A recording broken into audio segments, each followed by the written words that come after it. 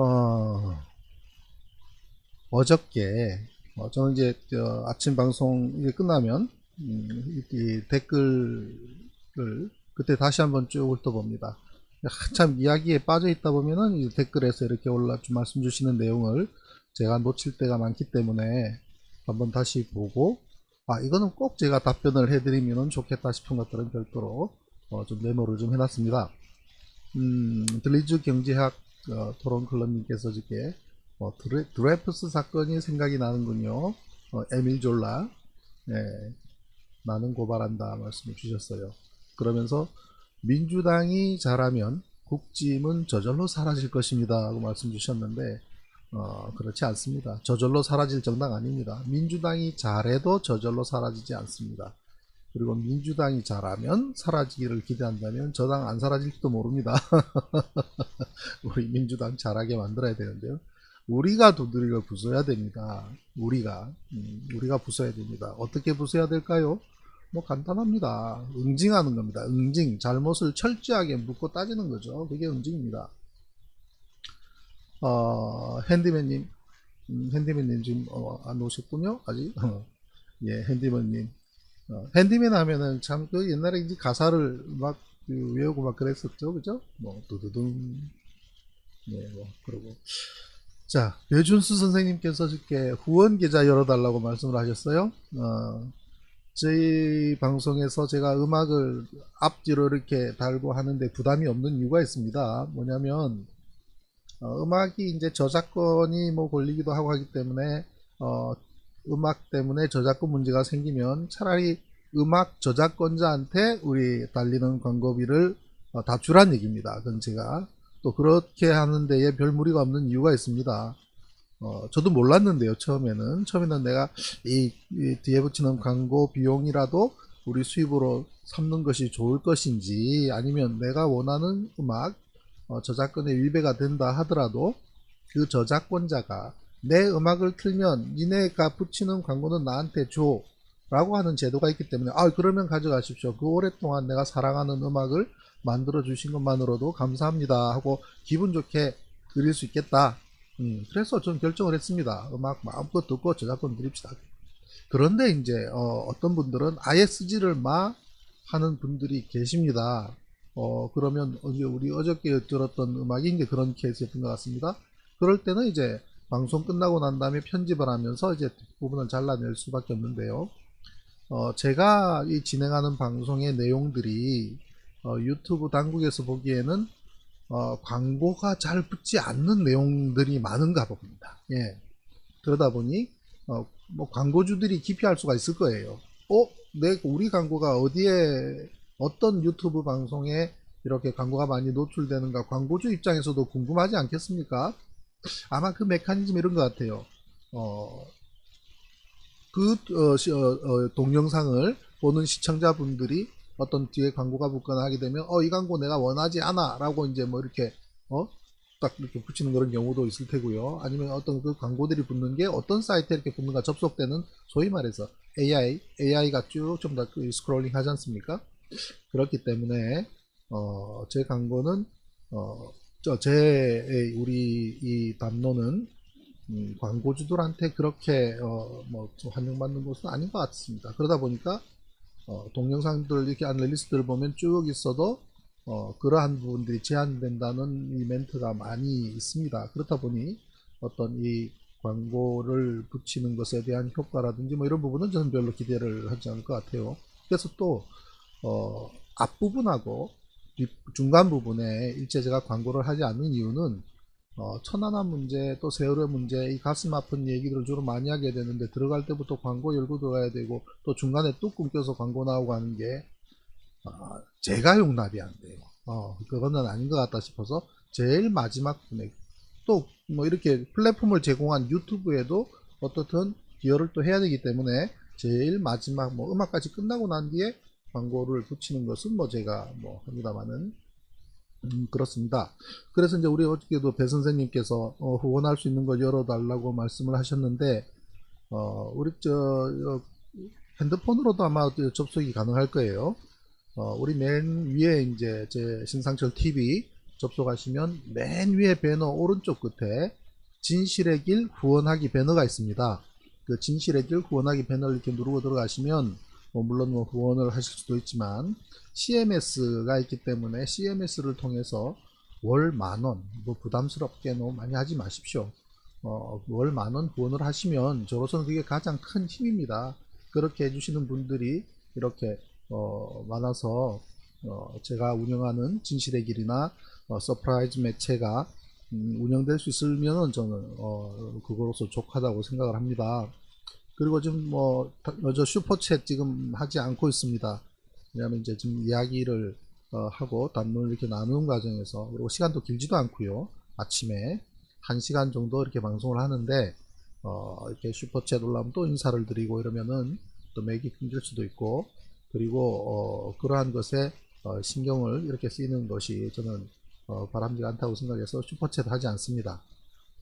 언젠가 이제 우리가 어느 정도 안정이 되고 또 이제 제가 천안함이나 세월호 이 가슴 아픈 이야기로부터 벗어날 수 있을 때 되면 기분 좋게 슈퍼챗 싸주시고 이야기 하겠습니다. 그때는 지금 어렵습니다. 그러니까 좀 도와주시고 그렇게 얘기하겠습니다. 그렇지만 지금은 하지 않습니다. 그래서 우리 배준수 선생님께서 그런 제안을 주셨고요. 썸네일 단 한 번의 사랑님 제안을 해도 될까요? 썸네일에 그날의 방송 주제 좀 달아주셨으면 합니다. 그렇죠. 맞습니다. 예, 그거 제가 좀 그렇게 하겠습니다. 그럼 해야 됩니다. 네, 맞습니다. 예, 그리고 어저께 이민석 선생님께서 수심이 얕은데 잠수함이 지나갈 수 있나요? 라고 했는데, 우리 서해바다는요, 잠수함 놀이터입니다. 대한민국 최초 잠수함 함장을 하셨던 분 책에 써놨습니다. 잠수함은 물속으로 다니는 게 제일 위험합니다. 왜냐면 물속을 다니면 잠수함 레이더 없어요. 잘 모르시는데 잠수함이 레이더 가지고 이렇게 하는 걸로 착각하시는 분들 계신데, 잠수함 레이더 없습니다. 잠수함은 물 밑에 뭐가 있는지 수심을 짝짝짝짝 찍어가면서 가는데 해도를 잘 보고 가죠. 그 해도는 어디로 가면 안전하다는 거 있고 수심 깊이가 나와 있기 때문에 위험한 곳은 물 위에 떠서 갑니다. 잠망경 내놓고, 잠수함은 잠망경을 내어놓고 달릴 때가 가장 안전합니다. 왜? 잠망경으로 보면서 가니까요. 그런데 완전히 올라와서 가게 되면은 노출이 되기 때문에 잠망경 하나만 쫙 내놓고 가는 거죠. 그러다 보니 맹점이 있습니다. 파도가 2 내지 3m, 3 내지 4m 이렇게 파도가 셀 때는 그 잠망경이 오르락 내리락 하면서 보였다 안 보였다 그러는데, 백령도를 코나를 꺾고 나가자마자 웬걸 앞에 시커먼 물체가 보여서 시커먼 물체를 발견했을 때는 이미 늦은 거죠. 수심 40m, 20m라도 잠수함 다닙니다. 돌핀급 잠수함은요, 길이 60m에 아래 위에 폭이 불과 한 7m 정도밖에 안 됩니다. 그리고 코닝타워까지 합쳐봐야 10m, 10m이기 때문에 코닝타워만 내놓고 달려갈 때는 얼마든지 우리 서해바다 휘젓고 다닐 수 있습니다. 더군다나 한국, 일본, 북한, 중국 이렇게 몰려있는 우리 서해바다는 잠수함 놀이터라고 그럽니다. 잠수함 다니는 거 함부로 쏘거나 그렇게 하지도 못해요.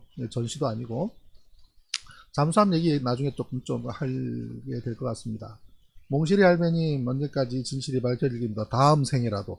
그런 말씀 하지 마십시오. 다음 생까지 가게 되면 저는 뭡니까? 금년 한 해 동안에 확 밝혀버려야 됩니다. 저는 그렇게 생각하고 각오를 하고 있습니다. 이윤서님, 순직한 장병들과 유가족 얼마나 많은 회유와 보상을 받았길래 다들 진실을 알려고도 하지 않는지 궁금하고 의심이 갑니다. 그렇게 뭐도 아닙니다. 사실은 그러한 진실의 내용의 대부분을 다 알고 파악하시고 나면 진실에 대해서 알아요. 왜냐? 해군은 굉장히 좁습니다. 해군 아무나 가는 거 아닙니다. 삼촌이 해군이거나 아버지가 해군이거나 아니면 주변에 해군이 있어야 해군 갑니다. 그런 특성이 있습니다. 그렇기 때문에 뭔 사고가 뻥 터졌다 다 합니다. 천안함 사고가 터지고 화가 난 이 가족분들이 첫날 우리를 도와줄 민간 전문가분을 모십니다라고 공고를 내셨어요. 제가 아닌 말 하지 않습니다. 왜냐면 내가 봤기 때문에. 하루를 고민했습니다. 나는 선박에 대해서 알고 항해에 대해서 알고 배도 만들어 봤는데 내가 도움을 드려야 되지 않을까 하루를 고민했는데, 그 일로 가게 되면은 얼마나 또 많은 일에 내가 흘러가야 될지를 너무 뻔히 알기 때문에 고민을 하다가 그 다음날 아침에 전화를 했습니다. 제가 어딘가. 했더니 이미 그 내용은 다 내려갔고, 그거는, 이제 필요 없다고. 그래서 저도 이제 그 뒤로 했지만, 하루 만에 이제 뭐 전부 이제 그 가족분들 모임이 어느 날은 다 압니다.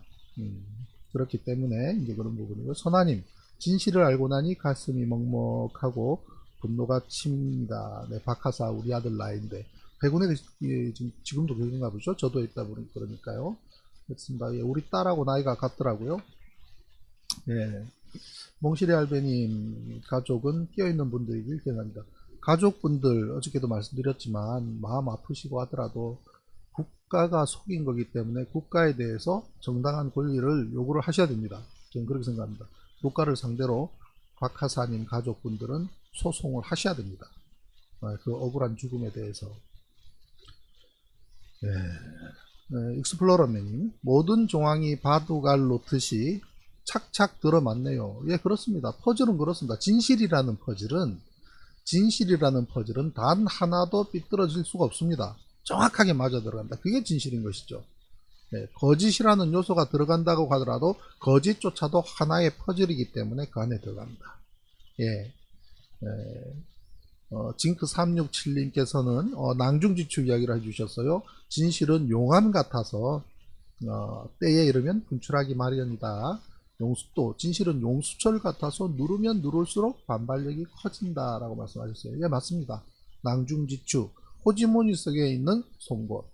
이 송곳은 언젠가는 호주머니를 뚫고 허벅지를 콱 찔러버리죠. 그게 낭중지추고 진실이라는 겁니다. 제가 이렇게 버티고 있는 것도 믿는 거 딱 하나입니다. 진실. 그게 있기 때문에 버티고 싸울 수 있는 겁니다. 자, 어저께 댓글에 대해서 말씀을 드렸고요. 오늘 첫 곡지, 그동안에 또 들어오신 분 인사드릴게요.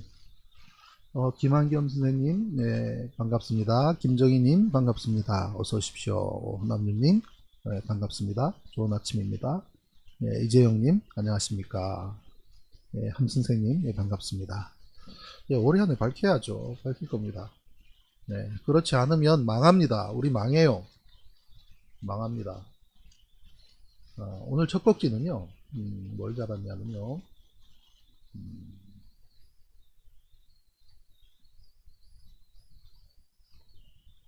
여기다. 한주호 준이 억울한 죽음. 한주호 준이의 억울한 죽음. 미군은 해군 기지에 천안함 유령비를 왜 세웠을까? 네. 자, 제가 엊그저께 우리 고 박모하사님의 억울한 죽음의 문제로 김태형 전 국방장관과 김성찬 전 해군참모총장을 공수처에 직무유기 및 미필적 고의에 의한 살인의 죄로 고발을 했습니다. 그리고 오늘 한주호 준이의 억울한 죽음에 대해서 말씀을 드리는 이유는 제가 또 이제 준비를 하고 있다는 거를 아실 수 있겠죠. 우리 또 뭐 몇몇 이 화면 캡처해 가지고 또 기사 쓰실 기자님들 분명히 이거 보고 계실 텐데, 예, 미리 예고합니다. 예, 저 준비하고 있습니다. 예. 왜? 억울한 죽음 밝혀야죠. 예, 밝혀야죠. 자, 천안함이 반파되고 난 이후에 천안함이 북한의 잠수함이 침투한 잠수함이 어뢰를 한 방에 쏴서 한 방에 침몰했다고 거짓말하고 조작하고 왜곡하고 난 이후에 그게 먹혀 들어갔다고 생각을 했는지 7월달에 그해 7월달, 자 6월 6일 지방선거가 있었고요. 그 다음에 보궐선거를 앞두고 또 연합훈련을 대대적으로 합니다. 엄청난 전략자산을 퍼부어 가지고요. 예, 만약에 천안함이 배난사고라고 사실대로 고백을 했더라면 우리는 어떻게 우리가 이 해난사고에 대응을 할 것인가, 물속에 빠진 함선을 어떻게 우리가 접근을 해서 혹시라도 있을지 모르는 생존자를 조기에 구출해낼 수 있는 방법이라든지, 그 다음에 어디에서 자초를 했는지 부분을 수심 체크하고 해서 항해 정보를 뭐 교정, 이런 데에 전력을 기울였어야 될 시간에 연합훈련이 납니다. 엄청난 비용을 쏟아부어서. 예. 또 거기 나오는 구닥다리들 또 미국으로부터 사야 되지 않습니까? 예, 그런 걸 합니다. 천안함 사고가 있었던 그때, 그날은 백령도에서, 아니 우리 서해에서 한미 연합 대잠 훈련을 하고 있었다라는 것이 6월 5일 날 천안함 사고가 끝나고 5월 20일 날 어뢰를 탁 유리 케이스 안에 전시해 넣고 우리 김용옥 선생님 말씀을 인용하면 지희들이 무슨 예선 장군처럼 쭉 앉아가지고 막 이 브리핑을 했던 그 5월 22일, 5월 20일, 그리고 그로부터 나흘 뒤에 5월 24일 이명박 전 대통령은 MB는 오이사 조치를 발표를 합니다. 네. 그러니까 그 뒤로 한 열흘 뒤에 AP통신에서 이런 보도를 합니다. 천안함 사고 당일 한미 대잠 훈련을 했다. 당시에 한미 대잠 훈련을 하고 있었고 밤 9시 천안함 침몰 사건으로 중단이 되었다. 참 이 보도는 참 애매해요. 밤 9시라 그러니 그거는 9시 대를 얘기한 것 같고, 사실 9시 빵빵에는 항해 중이었습니다. 그건 제가 확인을 해봤습니다. 9시 15분에 좌초를 하고 9시 22분에 충돌을 하게 되는데, 우리 군당국은 9시 22분 사고는 한 번밖에 없고 그때 폭발을 했다고 조작을 했죠. 아무튼 9시 대에 훈련은 중단이 됩니다. 근데 이 사실이 계속 묻혀 있다가 국민들의 관심도 다 거의 사라진, 최종 발표를 한 5월달이 지나서 6월달이 되어서야 보도가 되기 시작하고, 또 이 사실에 대해서 주한미군에 문의를 하니 주한미군의 제인 크라이스턴 주한미군 대변인도 맞다, 그때 잠수함 훈련이 있었다라고 인정을 했습니다. 네. 말이 됩니까? 대잠 훈련을 위해서, 그러면 잠수함도 두 척 있습니다. 미국의 콜롬비아함, 한국의 최무선함이 두 척이 참석을 했습니다. 자, 보십시오. 거의 이 정도 수준의 전력이 물론 뭐 이거는 키리졸브 훈련 때는 아닙니다만은, 키리졸브 훈련도 뭐 어디 찾아보면요, 맨 앞에 잠수함이 한 대 있고 뒤에 있고 호위함 있고 뭐 있고 아주 쫙 오는데 이지스함이 세 척 아닙니까? 우리나라 세종대왕함 한 척에 미국의 이지스함 두 척까지 합쳐서 이지스함이 세 척인데 그 위용이 어마어마합니다. 얘들이 서해에서 훈련을 하는데 구닥다리 잠수함이 와가지고 한 방에 쏘고 유유히 사라진다? 말이 안 되잖아요. 무슨 훈련을 중단을 해요. 훈련이 무슨 훈련인데, 대잠 훈련이라며. 적의 잠수함이 침투했을 때 어떻게 격파시킬지 훈련하고 있었다며. 그럼 직방으로 달려가서 저쪽을 쏴가지고선 침몰시켜버려야지. 뭔 소리야. 그렇지 않습니까? 대잠 훈련을 하고 있는데, 아이고, 잠수정이 와가지고 쏘고 유유히 사라졌다? 유유히 사라진 것도요, 새를 보고 포를 쏘고 어쩌고 하는 동안에 나중에 추적 보면 뱅뱅뱅뱅 돌다가 사라진 것처럼 만들어 놨습니다. 그야말로 지리산 자락에서 대한민국 최고의 조폭들이 모여서 열심히 훈련하고 있는데, 초딩이 가가지고 남바투 한 방에 치고 도망갔다는 얘기 아닙니까? 그러면 조폭들이 훈련 중단합니까? 뭐 좀 비유가 그렇긴 합니다만은 그렇습니다. 그러니까 러시아 조사단이 한번 왔다가 한다는 얘기가 그러지 않습니까? 천안함이 어뢰 공격으로 침몰했다면 함상에 있는 사람들은 해군이 아니라 밥통이다. 러시아 조사단 보른스키가 떠나면서 한 얘기입니다. 러시아 조사단은 와서 조사를 하고 갔는데요, 최종 원인에 있어서는 퀘션 마크를 찍어놨지만 러시아 조사단이 발표한 프로펠러는 이 배가 반파되기 이전에 먼저 손상이 되었다, 즉 좌초했었다는 말부터 해서 이 올해 녹슨 거를 보니 이 녹슨 것은 굉장히 오래된 것이다 등등, 북한과 관련성이 없어 보인다 등등. 99%가 제가 조사한 거하고 똑같습니다. 러시아가 이거 조사하고 나서요, 대한민국 해군은 밥통 소리 하고 돌아가고 난 다음에 그 다음에 어떻게 된지 아십니까? 그 다음에 그랬잖아요. 니들 보니까 사고 나기 전부터 열심히 SOS 치던데, 니들이 말하는 9시 22분 이전에 열심히 SOS 치면서 구조해달라고 날라갔던데 우리는 그거 다 감청했거든? 그러니까 이명박 정부가 입을 딱 다물고 있습니다. 그리고 또 한 번 더 뉴스가 나옵니다.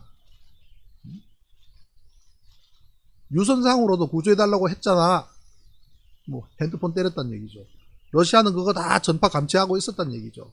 그쯤 되니까 이명박이 홀홀단신 러시아로 날아가서 전 세계 어떤 대통령도 가지 않는 조그마한 지역에서 하는 포럼에 참석했다가 3박 4일, 1박 2일입니까? 2박 3일입니까? 찾아봐야 되겠는데.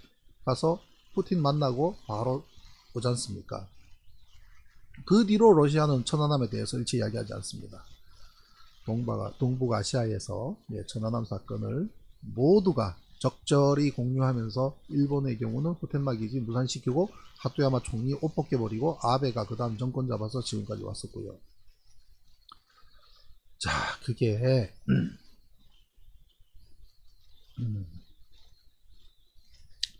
사고는 저쪽에서 났단 말이에요. 이거 참, 윤동주, 아시아경제 윤동주 기자 사진 한 장, 이 사진 한 장이 정말 참, 제가 진실을 밝히는 데에 여러 케이스들이 있습니다만은 이 사진 한 장이 가져온 의미는 어마어마하게 큽니다. 천안함이 좌초했었다는 좌초라는 단어가 나오는 곳이 두 군데가 있는데요. 여기 이 지도에 있는 좌초랑 해군, 그 다음에 해경에서 최초로 날아간 공문, 자기들이 교는 공문, 천안함 좌초, 772 좌초 구조 하는 배경 공문에 나오는 천안함이 좌초했다라는 거에 그 좌초가 명시가 되어 있고, 그 다음에 이 지도입니다. 이거는 해군 사고 바로 다음날 아침에 작전 지도예요. 이거 작전 지도. 이거 누가 작성했을까요? 이함대에 있는 작전 장교가 밤새 작성한 겁니다. 이 지도가. 오른쪽에 뽀글뽀글 모여 있잖아요. 그죠? 여기 뽀글뽀글 모여 있죠? 요거는 전력입니다. 여기에 파란 거는 고속종, 작은 거는 고속종, 큰 거는 천안함급, 예를 들면 속초함이라든지 이런 급. 초록색은 해경, 그 다음에 요 뒤에 요거는 관공선. 요렇게 이 지점에 모였고 가운데 빨간 점이 있고, 저 처음에 저 함수가 저기로 갔나 생각했습니다. 저게 함수가, 왜냐면 이 손가락은 이용기 씨라고 유가족분의 지인 되시는 분이거든요. 사고 다음날 아침에 박연수 대위가 이함대에서 이 작전 지도를 펼쳐 들고 여기서 좌초를 하고, 좌초했다고 보고했어요. 박연수 대위.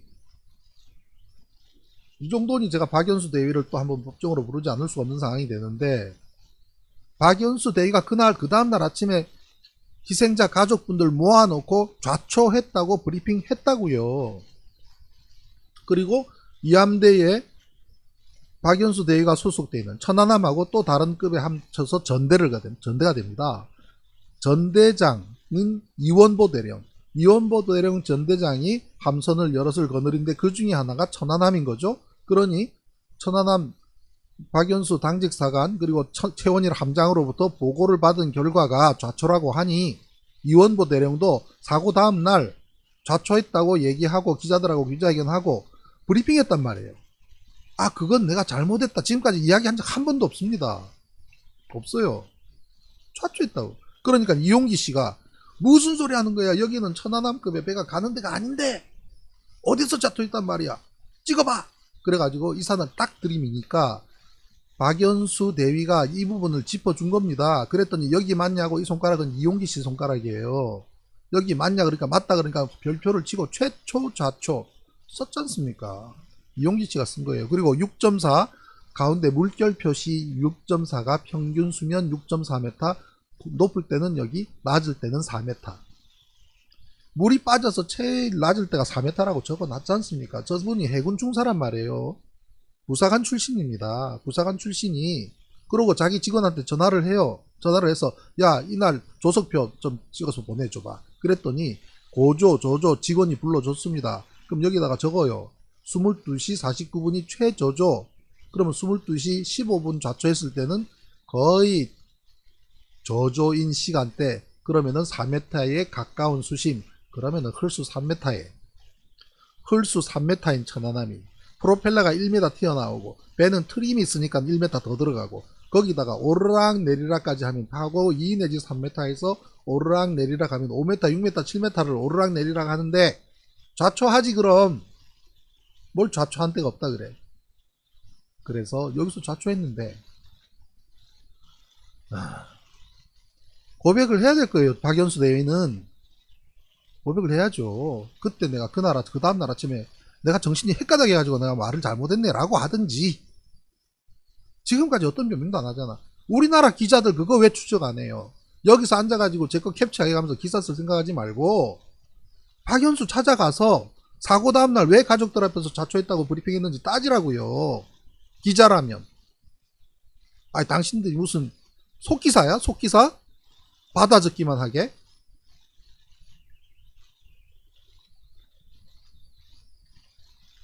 제가 이번에 고발장을 접수하면서 관심을 가져주시고 기자회견장에 와주시고 연락을 주신 모든 기자님들한테 메일을 보냈습니다. 그저께. 재판 과정에서 전부 정리한 어마어마한 분량의 의견서를 왕창 다 보내줬습니다. 기자들한테. 좌초에 대해서, 프로펠러 현상에 대해서, 충돌에 대해서, 잠수함에 대해서, 어뢰가 가짜인 10가지 이유.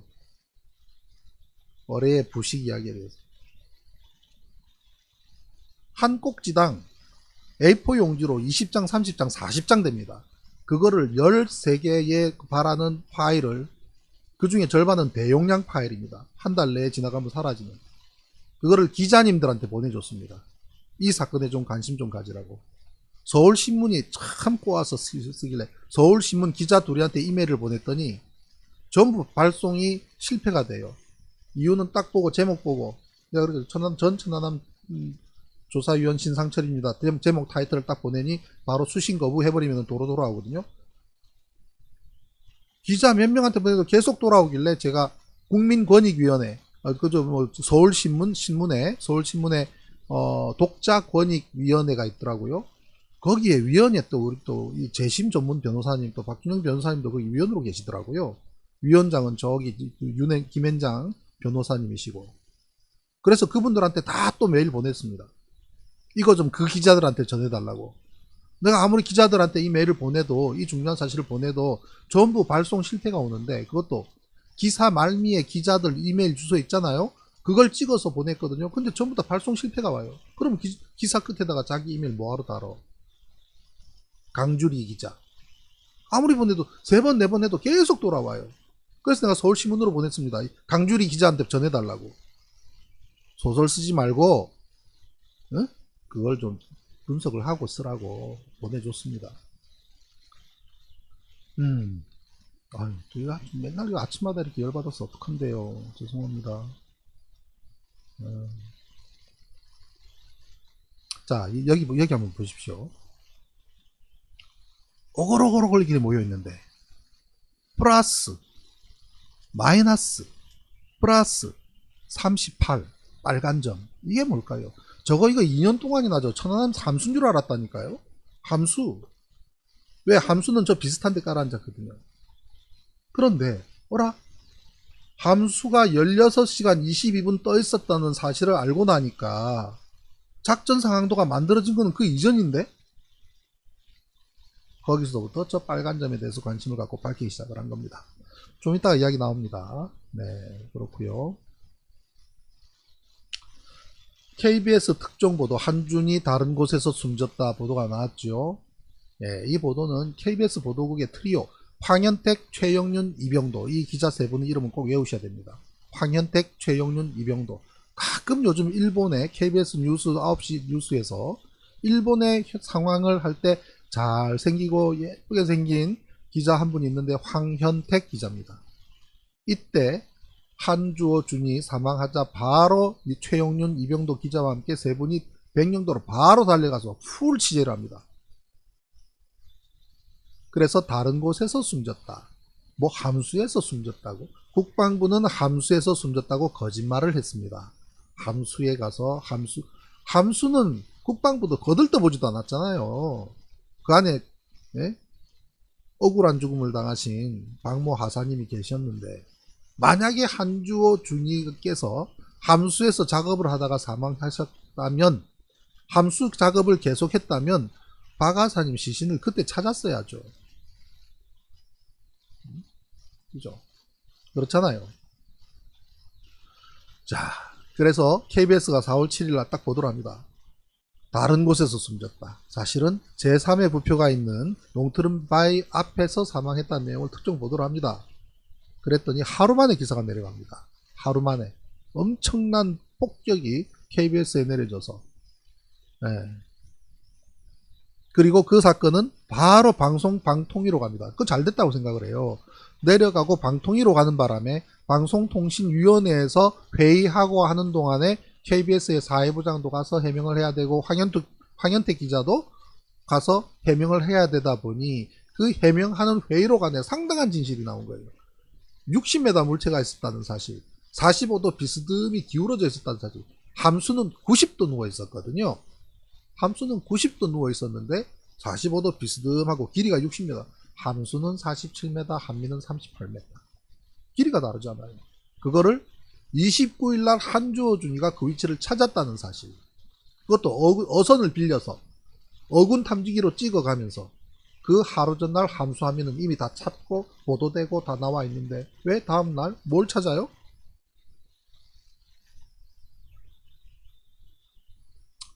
이해할 수 없는 미군의 활발한 움직임들, 그죠? 웬 미 대사관 앞에 대한민국 관청에는 국기가 버젓이 있는데 미국 대사관만 조기를 내립니다. 반기를 답니다. 대사가 대한민국 해군에서 사고 났다고 미국 대사가 달려가는 상황 본 적 있습니까? 헬기에서 막 오르락내리락 어디론가 멀리 떠나버리고, 그죠? 주한미 사령관이 한주호 준이 가족분 만나서 조문을 하고, 이 이해할 수 없는 미군의 활발한 움직임 어떻게 이해를 해야 되겠습니까? 제가 미 대사관에 요 내용을 보낼 겁니다. 뭘 주셨나요? 이건 무엇인가요? 라고 좀 물어볼 겁니다. 1차적으로 물어보고 그 다음 진행해 나갈 겁니다. 미군은 기지에다가 왜 천안함 위령비를 세웠을까요? 미군 기지에 천안함 위령비를 세워놨습니다. 미군이. 요것도 물어볼 겁니다. 왜 세웠는지. 원론적인 답변이 오겠죠. 참 그러고 보면 제가 전에 우리 국가보훈처에다가 지금 요 서류가 이렇게 지금 출력이 됐는데요. 국가보훈처에다가 제가 정보 공개 요구한 게 있습니다. 황기철 국가보훈처장께서 해군 참모총장 시절에 통영함을 출동하라고 세월호 사건에서 명령을 했는데 어디선가 전화 와서 저지를 하고 또 출동하라고 명령을 했는데 두 번째 저지를 당한 후에 그 다음에는 방산 비리로 몰려서 구속됐다가 무죄 받고 나오셨죠. 그래서 기자가 물었죠. 그때 누가 전화를 해서 통영함 출동을 저지시켰습니까? 라고 하니 그거는 말하기 곤란하다라고 말씀을 하셨는데 황기철 보훈처장께서는 그 당시에 해군 참모 총장이셨기 때문에 개인이나 사인이 아니잖아요. 해군 참모 총장으로서 공직에 있는 사람이잖아요. 그러면 밝혀야죠. 누가 압박을 해서 그 구조하는 구조배를 구조하기 위한 배를 출동하라고 했는데 그걸 저지시킨 사람이 누구냐고 묻는데 말할 수 없다는 게 말이 되냐고요. 그런 사람을 보훈처장 시키는 건 또 뭡니까? 그래서 제가 보훈처에다가 정보 공개 증거했더니 답변이요. 폭발 열포강에 만듭니다. 그런 정보가 본체는 없다는 거죠. 간단해요. 몇 줄 안 돼요. 제가 좀 이따가 나중에 뭐 그분들 출근하고 나면 내가 전화를 할 건데요. 그러면 그 정보가 있겠습니까? 보훈처장한테 물어나 봤습니까? 한 번의 기회를 더 주려 그래요. 내용 증명을 황재철 보훈처장한테 내용 증명을 보내는 거죠. 본인이 답하라고. 그래서 답 안 하면 그럼 이제 법정 가서 이제 밝혀야 될 겁니다.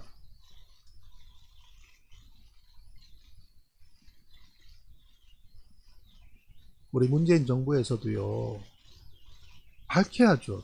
세월호의 억울한 그거를 밝힌다고 약속을 했고 세월호의 진실을 밝힌다고 약속을 했으면 바로 며칠 뒤가 세월호 7주기인데 그 엄청난 사건에 저지시키는 미친 짓을 하고 미친 명령을 내린 사람이 누군지는 밝혀야죠. 말하라고 그래야죠.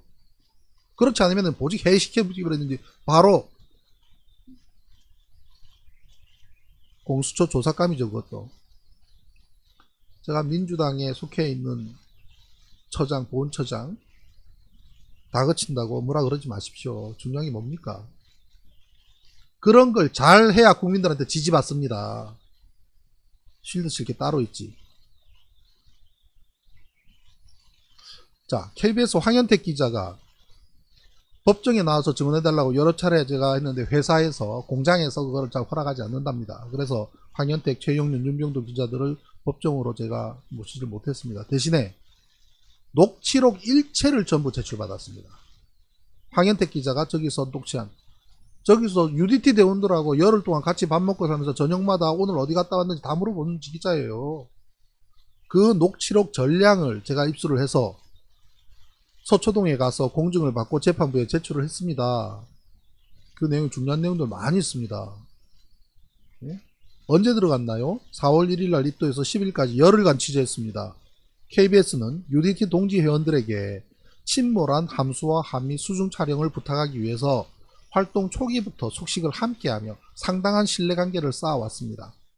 UDT 동지원들은 역시 자신들의 활동을 KBS에 줄곧 공개했고 군의 천안함 수색작전 방향 등을 간접적으로 전달해 KBS의 보도에 상당한 도움이 되었습니다. 당시 UDT 동지 회원들의 활동은 첨부와 같습니다. 그랬습니다. 네, 그 내용은 자, 함수 함해 침몰 지점 들으셨잖아요. 한주호가 우리가 투입된 줄 몰랐거든요. 몰랐는데 가니까 한주호가 거기 있더라고요. 저하고 동기고, 네? 동기분입니다. 이현규 씨 답변입니다. 동기고 어떻게 해서 왔냐 그랬더니 자기도 긴급 투입돼서 왔다. 29일날 28 하루 전날 28일날 함수함이 다 찼습니다. 29일날 함수를 주호가 어탐으로 해서 어군 탐지기 어탐으로 해서 그 자리를 찾아가지고 부위를 띄웠다. 그 이야기 하더라고요. 소방호수하고 다른 게 있어서 괜찮은데 함수에서 절단된 그쪽은 날카롭다 위험하다 그러니 들어가면 위험하니 들어가지 말라고 하더라고요 라고 하는 이러한 진술 내용이 전부 입술해서 재판부에다 제출했단 말이에요. 2012년에 지금부터 9년 전이에요.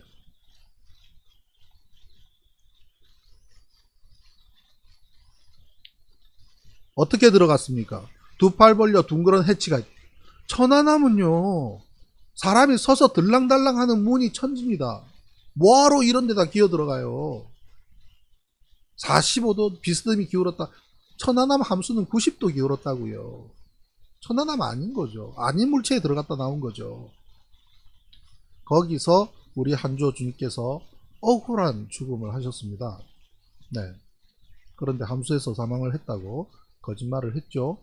그랬더니 우리 예비역 UDT 분들께서도 화가 나셨습니다. 그 뒤로 입장은 바꿨지만 이렇게 바꿨습니다. UDT 동지 회원들이 추도사를 합니다. 부표가 있는 곳 앞에서 추도사를 읽겠습니다. 제3의 부표 아래 길이 60m 물체 증인 황현택 출석했으나 진술서를 제출했고요. KBS 취재팀은 상당한 신뢰관계를 쌓고 제3의 부표가 있는 위치와 함수의 위치는 분명히 다르다는 걸 알기 때문에 함수 한미는 제1, 제2 부표라고 명칭을 하고 함수 한미가 아닌 새로운 용트림바임 코앞에 있는 그 부표를 제3의 부표라고 이름을 붙인 겁니다. 그리고 이분이 지금 추도사를 있는 이 용트림바이 공원에서는 함수 위치는 가물가물하게 멀리 있어요. 한미는 보이지도 않고요. 바로 코앞에 노란 부위가 제3의 부표고 거기서 한주호 준이가 작업을 하다가 사망했다고 이분들이 증언을 한 거죠. 이분들은 그러니까 함수인 줄 알았습니다. 거기서 이제 오락가락해요. 기자들이 묻습니다. 어디 들어가셨다고요? 함수. 아닌데 지금 여기 들어갔는데 함수는 저기 보이는 저기가 함수고 여기는 함수 아니잖아요 하니까 이분들이 뭐라고 하냐면 아니 주호가 여기 함수라 그랬어요. 한주호 준이도 거기를 함수라고 하는 거짓말을 자기 동기생들인 이분들한테 거짓말을 한 거죠. 거기는 함수라고 거짓말을 한 겁니다. 그야 군사 기밀이니까 그랬겠죠. 이분들은 함수라고 철저히 믿고 들락날락 했는데 기자들이 아니거든. 함수는 저기고 한미는 저기인데 나중에 방통위에서 무슨 이야기가 있냐면요. 방통위에서 봤더니 왜 그러면은 기자들은 여기가 함수가 아니라는 걸 어떻게 알았냐 했더니 아니 나중에 크레인이 들어왔잖아요. 4월 5일인가 6일인가 크레인이 들어오는데 한미 쪽에 크레인이 가고 그 다음에 함수 쪽 크레인은 저쪽으로 가더란 말이죠. 그럼 여기는 뭐야? 여기는 그러면은 함수 한미가 아닌 곳이죠. 그렇게 기자들은 추론을 했습니다. 그래서 그 밑에 있는 60m짜리 구조물 그에 대해서 우리 UDT 동지 연돈도 불편한 마음을 담아서 부표가 있는 곳 앞에서 추도사를 읽겠습니다. 라고 해서 추도를 했습니다. 그리고 그 이후에 UDT 전 회장부터 해서 난리가 났습니다. 그래서 입단속 들어가고 해서 다시 이분들이 KBS에 전화를 해서 우리가 이야기한 것은 잘못됐다고 또 정정도 하고 막 그랬습니다. 난리도 아니었습니다. 예, 그것이 바로 간략하게 말씀드렸습니다만은 한주호 준이 억울한 죽음입니다.